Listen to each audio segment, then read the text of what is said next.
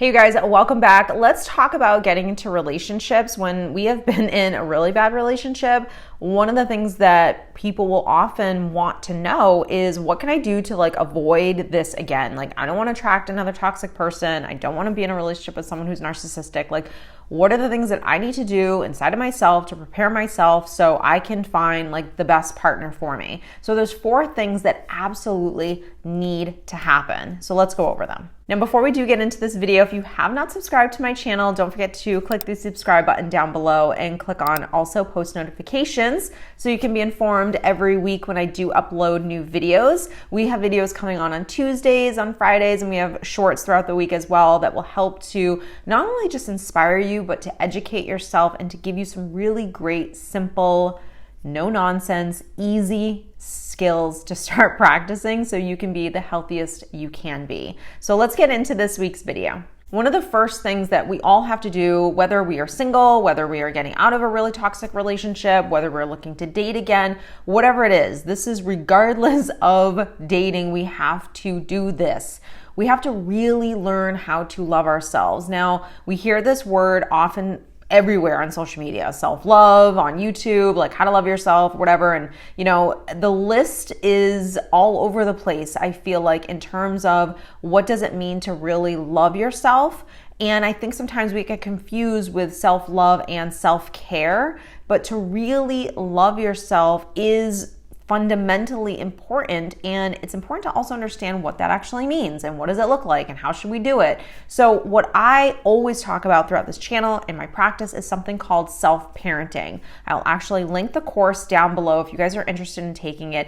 It is the only thing that you need to know how to do and practice. This will determine really how healthy you are, how happy you are, how quickly you can go through a difficult time, how well you can motivate yourself, how well you can soothe yourself, and all of those things really overall determine not just your physical health, but your mental and your emotional health as well. So it is extremely important to first learn how to love yourself. And a lot of times we kind of have to go back to the beginning and really, number 2, heal from our past. So this is where we have to open the door. In order to really learn how to love yourself, you have to kind of determine what are the things that I'm doing now that are actually hurting myself, or what are the things that I didn't even know that I needed to do that I just wasn't even doing. These are the things that we weren't taught to do as we were growing up. And even if you got a really great mirror, a really great example, maybe you had really, really great loving parents, it still doesn't mean that you know how to do this for yourself. Because if you got it,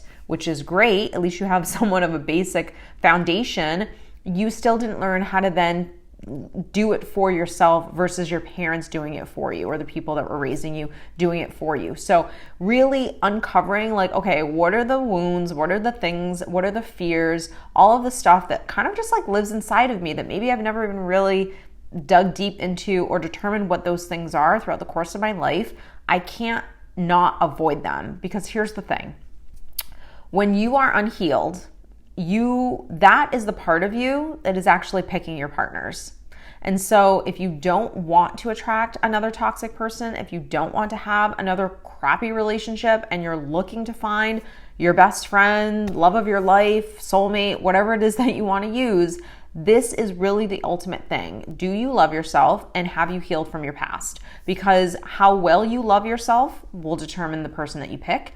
How many wounds are still living inside of you, abandonment, betrayal, shame, guilt, I'm not enough, etc., will determine the person you pick. So all of those butterflies that you think you're having, and you think you're actually picking this person to date or be in a relationship with, newsflash, you're not. It's actually just those parts of you that are unhealed.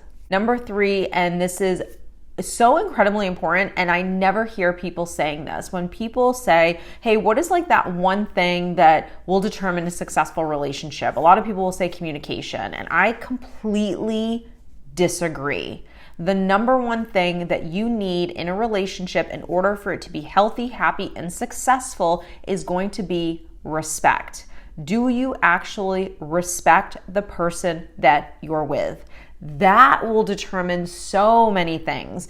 Because when you are angry with them, you can still see them. When you aren't getting along, when you're not agreeing, when it's just been years and years and things are kind of stale, because that happens and that's life, and there's so many responsibilities that we're undertaking and so much stress that's going on between kids and life and parents and whatever.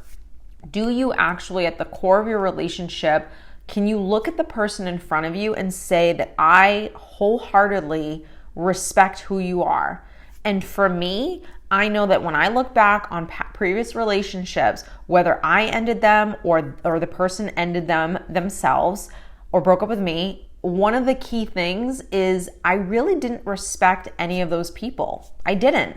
And quite frankly, they didn't respect me either, and that's why the relationship didn't work. So respect is a huge thing. So when you're dating, instead of getting so caught up in the chemistry and the butterflies, and that's very easy to do in the beginning phases of a relationship because everything's amazing, what I want you to really figure out as you're getting to know a person is, do I actually respect who this human being is? If you respect who they are and they also respect you, I admire you. I like the way you carry yourself. I may not always agree with you. I may not always like you at every single moment of every single day. You may frustrate me or whatever that looks like. But at the end of the day, when I look at you, do I respect the human being that you are? That is golden, because that will take you years into a relationship. Because when you respect someone, you are basically their friend. Think about all the friends that you have in your life that even today, if you met them, you would still choose to be friends with them. There's one common denominator, and it's the fact that you respect who they are as a human being. So respect is a really key thing. And number 4 is going to be, and it kind of ties into like number 1 and definitely number 2, is raise your standards. It is no longer acceptable as a grown adult to have the bare minimum of what it should mean to be in your life. So for someone to come into your life, that standard needs to be really, really high. And I think sometimes we often get, unfortunately, the people in our lives that really mean well, but will say things like, your standards are too high, you're asking for too much. And no, you need to veto that comment absolutely right away, because your standards are really the basics of what you're looking for in a person. And